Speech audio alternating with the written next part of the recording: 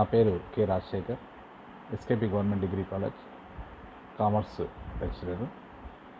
ఈరోజు ఈ video topic ఏమి అంటే commercial geography for third BCom English medium, Telugu medium మరియు కంప్యూటర్ అప్లికేషన్స్కి ఈ 6th సెమిస్టర్కి 5th సెమిస్టర్కి ఈ సబ్జెక్టు కలదు. కాబట్టి ఈ సబ్జెక్ట్లో ముఖ్యంగా ఇచ్చిన టాపిక్లను బట్టి మన కాంటెంట్స్ని మనం ఒకసారి గమనించినట్లయితే ఈ సిలబస్లో 5 టాపిక్లు ఉన్నాయి.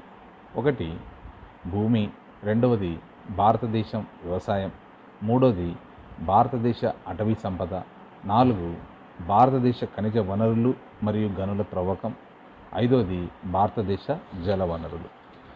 ఈ వీడియోలో మనము ఫస్ట్ యూనిట్ గురించి డిస్కస్ చేసుకుందాం.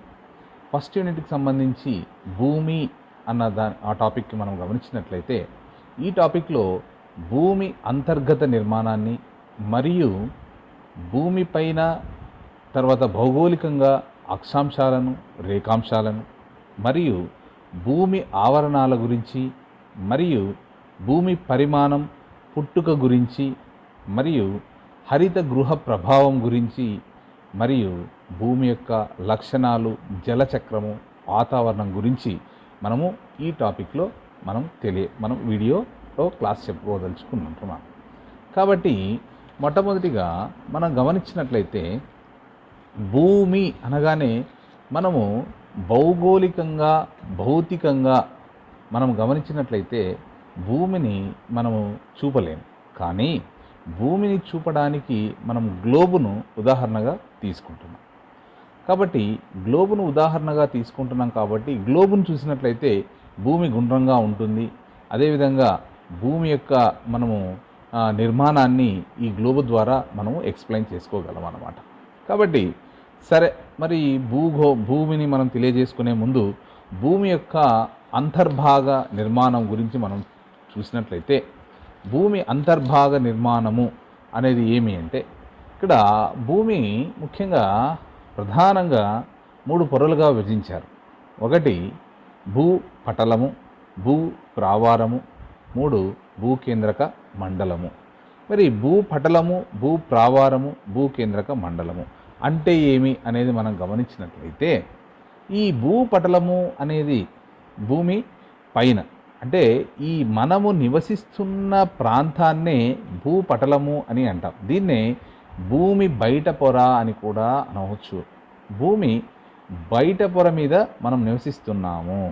దీనిని మనం ఏమంటున్నామంటే భూపటలము అని అంటాం అన్నమాట. మరి ఈ పొర సుమారు 30 నుంచి 100 కిలోమీటర్ల మందం కలిగి ఉంటుంది.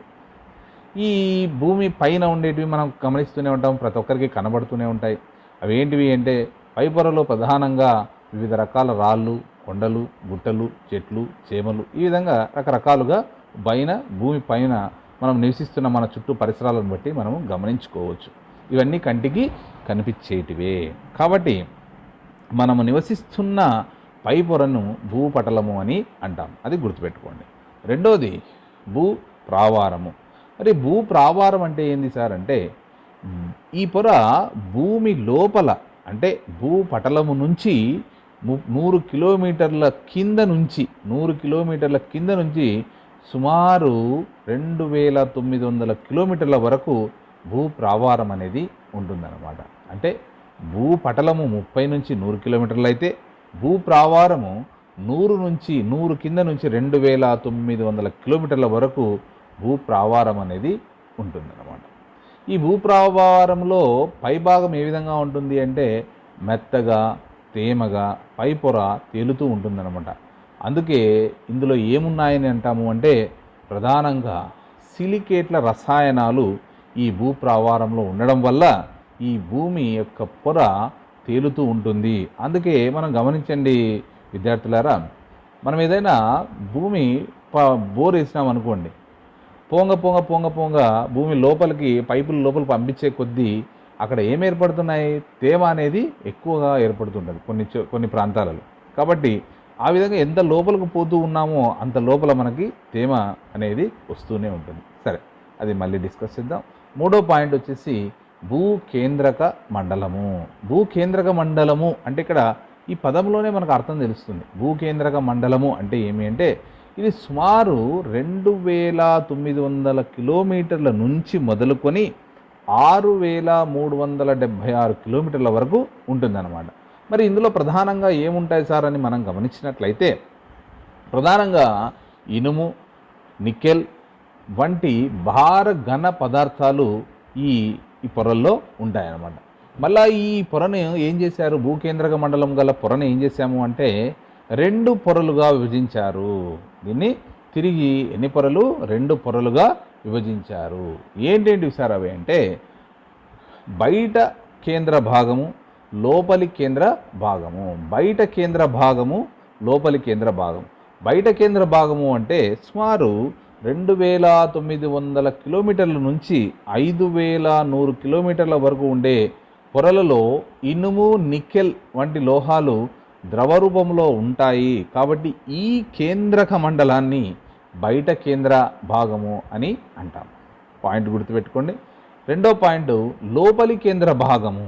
లోపలి కేంద్ర భాగము అంటే ఘన రూపములో ఈ లోపలి భాగము 5100 నుంచి 6376 కిలోమీటర్ల వరకు ఉంటుందన్నమాట. దీంట్లో ఏ మిశ్రమాలు ఉంటాయి అంటే ఇనుము, లోహ మిశ్రమాలు, బంగారం వంటి భార పదార్థాలు ఈ లోపలి కేంద్ర భాగంలో ఉంటాయన్నమాట. విద్యార్థులారా, ఒక్కసారి మనం గమనించినట్లయితే భూమి అంతర్భాగంలో భూమి పైపొర నుంచి లోపలి కేంద్ర భాగం వరకు అనేక రకాల లోహ పదార్థాలు మనకి దొరుకుతూ ఉంటాయి. ఇది ఈ భూమి పటాలము మరియు భూ ప్రావారము, భూకేంద్రక మండలం యొక్క పాయింట్ని మనం గమనించినట్లయితే, మరియు అంతేవిధంగా మరి రెండవ అంశం గురించి మనం చర్చించినట్లయితే మరి అక్షాంశాలు, రేఖాంశాలు అని ఒక టాపిక్ ఉందన్నమాట. ఆ అక్షాంశాలు, రేఖాంశాలు అంటే ఏమి అంటే ముఖ్యంగా మొట్టమొదటి పాయింట్స్ని మనం అక్షాంశాలని తీసుకుందాం. అక్షాంశాలను తీసుకున్నట్లయితే ముఖ్యంగా అక్షాంశాలు భూమికి అడ్డంగా ఉన్న రేఖలను ఊహాజనిత రేఖలు అంటారు. అక్షాంశాలని, రేఖాంశాలని ఏమంటామంటే ఊహాజనిత రేఖలు అని అంటాం. ఊహాజనిత రేఖలు అంటే ఏమి అంటే ఇవి కనపడవు, కానీ వాటిని ఆధారంగా చేసుకునే మనకి ఈ టైంని కానీ కాల నిర్ణయాన్ని కానీ తెలియచేసుకోవడానికి ఇవి ఉపయోగపడతాయి అన్నమాట. అందుకే అక్షాంశాలు, రేఖాంశాలకు అత్యంత ప్రాముఖ్యత అనేది మనకి ఉంది అన్నమాట. సరే, మరి అక్షాంశాలు అంటే ఏమి అంటే మనం గమనించినట్లయితే అక్షాంశాలు భూమధ్య రేఖ నుంచి ధృవాల వైపునకు సమాంతర వృత్తాలు అనేటివి ఉంటాయి. సమాంతర వృత్తాలు, ప్రతి వృత్తాన్ని ఒక అక్షాంశము అని అంటారు. పాయింట్ గుర్తుపెట్టుకోండి. భూమధ్య రేఖ నుంచి ధృవాల వైపుకు సమాంతర వృత్తాలు ఉంటాయి. ప్రతి వృత్తాన్ని ఒక అక్షాంశము అని అంటాము. దీన్నే ఇంగ్లీష్లో లాటిట్యూడ్ అని పదము అని అంటాం అన్నమాట. లాటిట్యూడ్ అని అంటే ఏమి అంటే వెడల్పు అని అర్థం. లాటిట్యూడ్ అంటే ఏమి, వెడల్పు అని అర్థం. ఇది లాటిన్ పదము నుండి లాటిట్యూడో అనే లాటిన్ పదము నుంచి వచ్చింది కాబట్టి దీన్ని మనం ఇంగ్లీష్లో లాటిట్యూడ్ అని, తెలుగులో అక్షాంశాలు అని అంటాం. ఈ మనము ఒకసారి గ్లోబుని తీసుకొని గమనించినట్లయితే వాటిపైన గీతలు ఉంటాయి. ఆ రౌండ్ గీతలు, నిలువు గీతలు ఉంటాయి. రౌండ్ గీతలు అన్నిటినీ అక్షాంశాలని, నిలువు గీతలన్నిటినీ రేఖాంశాలని అంటాము. అది ఒకసారి మీరు గమనించండి. రైట్. మరి ఈ రేఖలు ఏం చేస్తాయి అంటే పటం యొక్క వెడల్పును సూచిస్తాయి. ఇది 0 డిగ్రీస్ అక్షాంశాన్ని భూమధ్య రేఖ అని, 90 డిగ్రీస్ ఉత్తర ధ్రువాన్ని, 90 డిగ్రీస్ ఉత్తర ధ్రువం అని, 90 డిగ్రీస్ దక్షిణాన్ని దక్షిణ ధ్రువం వరకు ఈ అక్షాంశాలన్నీ కూడా ఉంటాయన్నమాట. ఈ రేఖలన్నీ కూడా, ఈ సమాంతర వృత్తాలన్నీ కూడా ఉంటాయి. అందుకే ఇక్కడ ఇంకొక పాయింట్ గమనించాల్సింది ఏమి అంటే 0 డిగ్రీస్ తక్కువ, 90 డిగ్రీల కంటే ఎక్కువ విలువ ఉన్న అక్షాంశాలు ఇక్కడ లేవు. ప్రతి అక్షాంశాన్ని దాని దిశతోనే సూచించాలి. అది ఉత్తరానికి ఉన్నట్లయితే ఉత్తరము, దక్షిణానికి ఉన్నట్లయితే దక్షిణము. భూమధ్య రేఖకు ఉత్తర దక్షిణ సూచికలు ఏమీ ఉండవు. భూమధ్య రేఖకు ఏముండవు, ఉత్తర దక్షిణ సూచికలు ఉండవు. పాయింట్ గుర్తుపెట్టుకోండి. కొన్ని అక్షాంశాలకి కొన్ని పేర్లు ఉన్నాయమ్మా. ఏంటివి అంటే సూర్యుని చుట్టూ భూమి పరిభ్రమణము గురించి, కాలాలు ఏర్పడడం గురించి మనము చదివినప్పుడు భూమి సూర్యకాంతి పడే తీరును ఈ ప్రత్యేక అక్షాంశాలే తెలియచేస్తాయి. ఇక్కడ మనం గమనించాల్సిన విషయం ఏమిటంటే, భూమి సూర్యుని చుట్టూ భూమి పరిభ్రమణం చెందుతున్నప్పుడు కాలాలు ఏర్పడడం. కాలాలు అంటే ఏమి అంటే వర్షాకాలము, ఇలాంటి వర్షాకాలము, తర్వాత ఎండాకాలము, ఋతువులు ఇలా ఏర్పడము. అదేవిధంగా సూర్యకాంతి, పొద్దున పూట సూర్యకాంతి ఉంటుంది, రాత్రి సూర్యకాంతి ఉండదన్నమాట. ఈ పడే తీరును ఏవి తెలియచేస్తాయి అంటే ఈ ప్రత్యేక అక్షాంశాలే తెలియచేస్తాయి. కాబట్టి మనం ఇక్కడ పాయింట్ గుర్తుపెట్టుకోవాల్సింది ఏమంటే, భూమికి పైన ఉన్న భాగాన్ని ఉత్తరార్ధగోళమని, కింద ఉన్న భాగాన్ని దక్షిణార్ధగోళమని అంటామన్నమాట. అదేవిధంగా ఈ ఉత్తరార్ధగోళానికి దక్షిణార్ధగోళాన్ని విడదీసే రేఖనే భూమధ్య రేఖ అని అంటాం. భూమధ్య రేఖ అని. భూమధ్య రేఖ భూమికి మధ్యలో ఉంటుంది కాబట్టి భూమధ్య రేఖ అని అంటాం. భూమధ్య రేఖకు పై భాగాన ఉన్న వాటిని కర్కట రేఖ, ఆర్కిటిక్ వలయము అని అంటాం. భూమధ్య రేఖకు దిగువ ఉన్న వాటిని మకర రేఖ, అంటార్కిటిక్ వలయము అని అంటామన్నమాట. ఇది పాయింట్ మనం గుర్తుపెట్టుకోవాల్సిన విషయం. కాబట్టి వీటన్నిటికి కూడా మొత్తానికి ఈ భూమధ్య రేఖకు ఉత్తర ధ్రువానికి మధ్య ఉన్న సగభాగాన్ని ఉత్తరార్ధగోళమని, సగభాగాన్ని దక్షిణార్ధగోళమని, ఒక ధ్రువము నుంచి మరో ధ్రువం వరకు భూమధ్య రేఖ కాకుండా మొత్తం 180 ప్రధాన అక్షాంశాలు ఉన్నాయి. అందుకే దీన్ని అర్ధగోళంలో ఏమంటామంటే హెమీస్పియర్ అని అంటామన్నమాట. హెమీస్పియర్ అంటే సగభాగము అని అర్థం. కాబట్టి ఇది విద్యార్థులారా అక్షాంశాల గురించి ముఖ్యమైన అంశాలు. తర్వాత రేఖాంశాలు. రేఖాంశాలను గమనిస్తే ఇవి రేఖాంశాలను ఇంగ్లీష్లో లాంగిట్యూడ్స్ అని అంటాం. ఏమంటాం? లాంగిట్యూడ్స్ అని అంటాం. అంటే దీని అర్థం ఏమి అంటే పొడవు అని అర్థం. పొడవు అని అర్థం. ఇది కూడా లాటిన్ పదం నుంచే ఉద్భవించింది.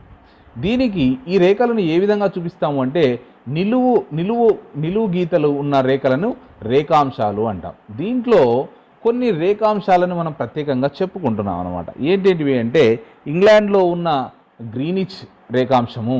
దీన్ని గ్రీనిచ్ రేఖాంశం ఎందుకన్నాము అంటే గ్రీనిచ్ అనే ప్రాంతంలో నక్షత్రాశాల గుండా పోయే రేఖాంశాన్ని ప్రామాణిక రేఖాంశమని, గ్రీనిచ్ మెరీడియన్ రేఖాంశమని కూడా అంటున్నాం.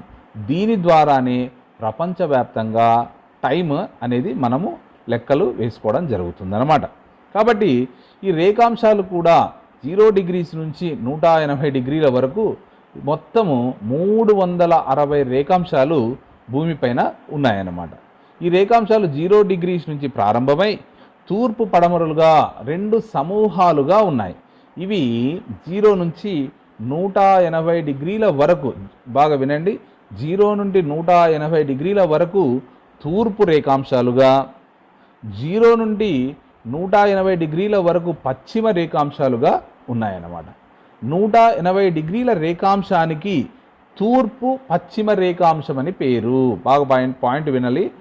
0 డిగ్రీస్ నుండి 180 వరకు పశ్చిమ రేఖాంశాలుగా ఉన్నాయి. 180 డిగ్రీల రేఖాంశానికి తూర్పు పశ్చిమ రేఖాంశం అని పేరు. కాబట్టి ఈ 0 నుంచి 180 రేఖాంశాలను ఈ దిశలను సూచించే గుర్తులు తూర్పు పశ్చిమ వంటి వాటిని ఉపయోగించడం జరుగుతుందన్నమాట.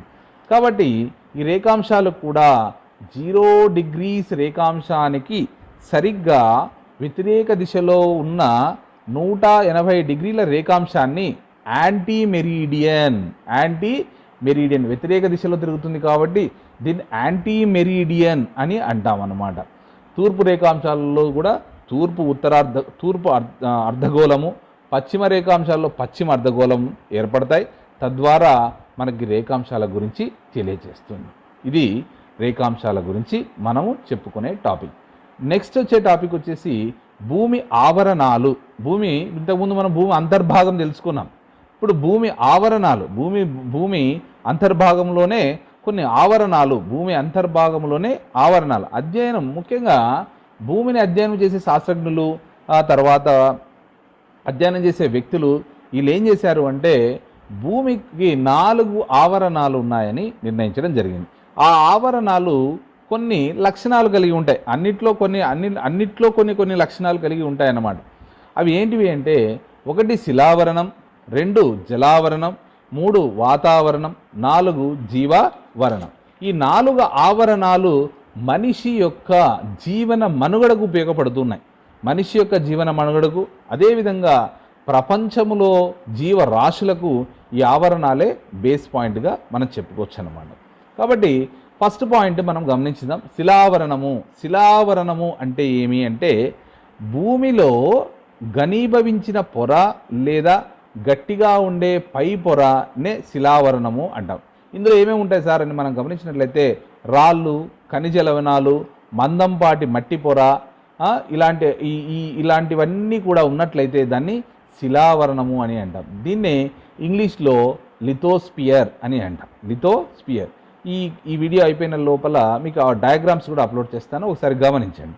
దీన్ని లిథోస్పియర్ అంటాం. శిలావరణాన్ని ఇంగ్లీష్లో లిథోస్పియర్ అని అంటాం. లిథో అంటే గ్రీకు భాషలో రాయి అని అర్థం. గ్రీకు భాషలో రాయి అని అర్థం.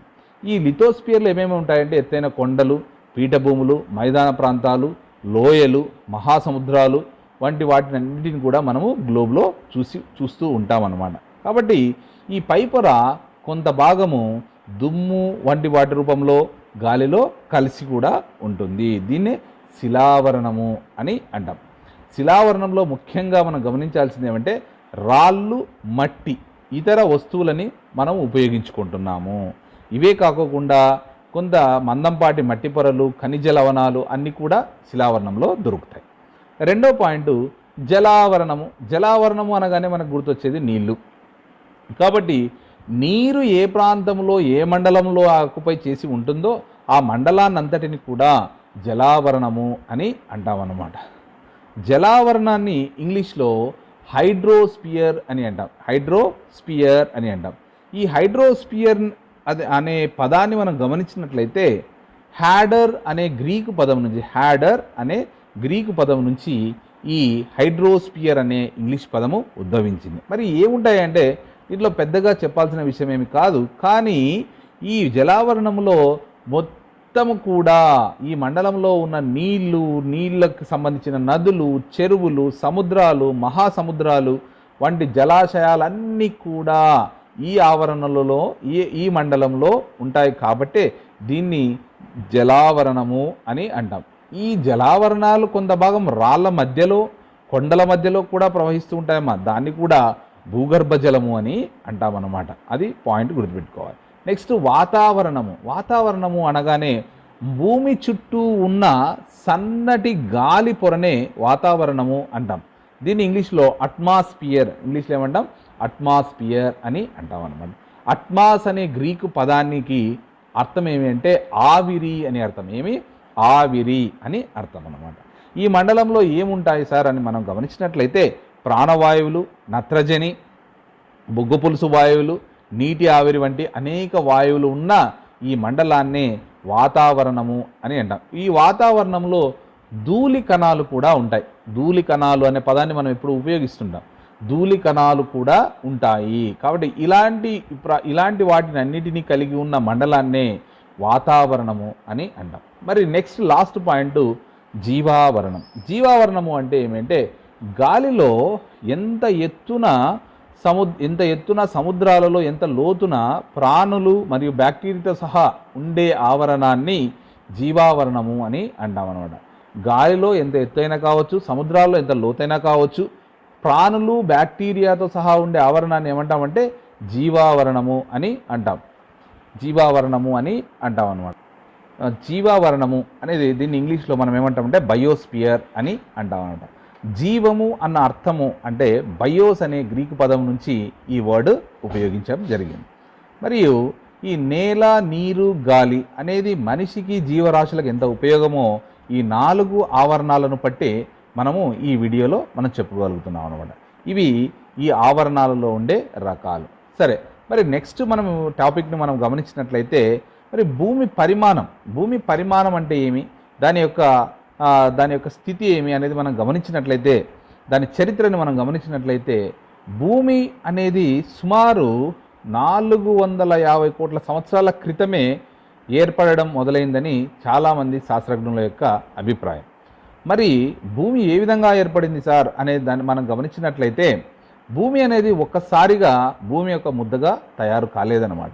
అనేక దశలలో మార్పు చెంది అది ప్రస్తుత రూపాన్ని భూమి సంతరించుకుంది. అంటే పరిభ్రమిస్తున్న ధూళి, మేఘాలు, గోళంగా మొదలైన ద్రవదశ గుండా పరిగణించి తద్వారా వేడికి, చల్లకి, ఆ తర్వాత నీరు, గాలి కణాలు, కణజాలాలు ఇవన్నీ కూడా డివైడ్ అయ్యి ఒక విశ్వంగా ఏర్పడి ఆ విశ్వంలో కొన్ని పెద్ద పెద్ద రాళ్ళు, కొండలు, అనేక పదార్థాలు ఢీకొంటూ ఉండేటివి అనమాట. ఇలా ఏర్పడిన తర్వాతనే భూమి అనేది కొంత ఒక ఆరిన నేలలాగా మనకి భూమి అనేది ఉద్భవించింది. కాబట్టి ఈ విధంగా భూమి పరిమాణం అనేది పెరుగుతూ వచ్చి భూమి అత్యంత వేడిమి గల ద్రవంగా ఉండేది. కానీ అనేక పదార్థాలతో చిక్కటి చారు కాస్తూ ఉండే బరువైన పదార్థాలు కిందికి వెళ్ళడం ద్వారా, తేలిక పదార్థాలు పైన తేలడం ద్వారా మనము ఈ తేలిక పదార్థాల పలుచటి పొరగా ఏర్పడి ఆ విధంగా బరువైన పదార్థాలు ద్రవరూప కేంద్ర భాగంగా మారితే తేలిక పదార్థాలు పైకి రావడం వల్ల కాలక్రమంలో ఈ ద్రవరూప కేంద్రాన్ని కప్పుతూ ఈ చల్లబడిన పదార్థాలతోనే ఈ భూమి ఏర్పడింది అనేది ఈ శాస్త్రజ్ఞుల యొక్క భావన. కాబట్టి భూమి లోపల భాగం చల్లబడుతూ సంకోచం చెందుతూ పైన మడతలు పడేతులు గల కొండలు, పల్లాలు ఈ విధంగా ఏర్పడడం జరిగిందనమాట. కాబట్టి భూమి వాతావరణంలో నీటి ఆవిరితో సహా అనేక రకాల వాయువులు ఇక్కడ ఉన్నాయి. ఈ వాయువులలో అనేకం ఈనాడు మనం తెలిసిన జీవ మనుగడకు దోహదం చేసేటివి. కాబట్టి ఈ మనకు అవసరమైన ప్రాణవాయువు అప్పుడు వాటిల్లో లేదు. మనం పీలుస్తున్న గాలి రూపొందడానికి మరీ చాలా కాలం పట్టిందనమాట. అంటే భూమి పుడితేనే గాలి పుట్టలేదు. గాలి కూడా మళ్ళీ కొన్ని రసాయన మార్పులు జరిగిన తర్వాత భూమి పై పొరలో గాలి, ఆక్సిజన్ అనేవి మనం పీల్చుకుంటున్న ఆక్సిజన్ ఇవన్నీ కూడా తర్వాత నిదానంగా ఏర్పడడం జరిగింది. కాబట్టి ఈ భూమి పైపొరలో పల్లపు ప్రాంతాలు వర్షపు నీటితో నిండాయి. ఈ విధంగా మహాసముద్రాలు ఏర్పడ్డాయి. మరి భూమి చరిత్రలో సగకాలం ఎటువంటి ప్రాణి లేకుండా నిర్జీవంగా గడిచింది. ఆ తర్వాతనే సముద్రాలలో జీవం ప్రారంభమైంది.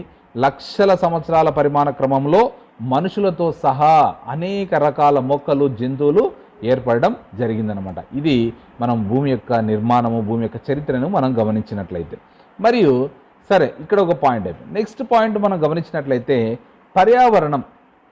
పర్యావరణము అనగానేమి, మరియు అందులో రకాలను మనం గమనించినట్లయితే పర్యావరణము అంటే ఏమి అంటే భూమి లేదా నీటి యొక్క భౌతిక, రసాయనిక, జీవపరమైన పరిస్థితులలో వచ్చిన అవాంఛనీయ మార్పులు మానవుని జీవనం పైన, అంటే మనుషుల యొక్క మనుగడ పైన హానికరమైన ప్రభావము చూపుతూ ఇప్పుడు ఉన్న ప్రస్తుత పరిస్థితులలో కాలుష్యం అనేది అంత హాని కలిగించేదిగా మనం చూస్తున్నాం. పర్యావరణం అంటే మన చుట్టూ ఉన్న పరిసరాలు, ఆ పరిసరాలను కలుషితం చేసినట్లయితే దాన్నే కాలుష్యము అని అంటున్నాం.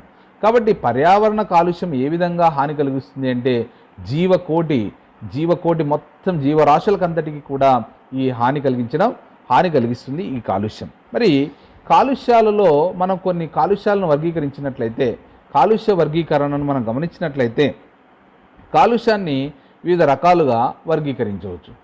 ఏ విధంగా వర్గీకరించవచ్చు అంటే సహజ వినియోగాన్ని బట్టి కాలుష్యాన్ని, ఉనికిని బట్టి కాలుష్యము, పర్యావరణంలో ప్రవేశించిన తరువాత వచ్చే మార్పులను బట్టి కాలుష్యాన్ని మనము కాలుష్యకాలుగా చెప్పుకోవచ్చు.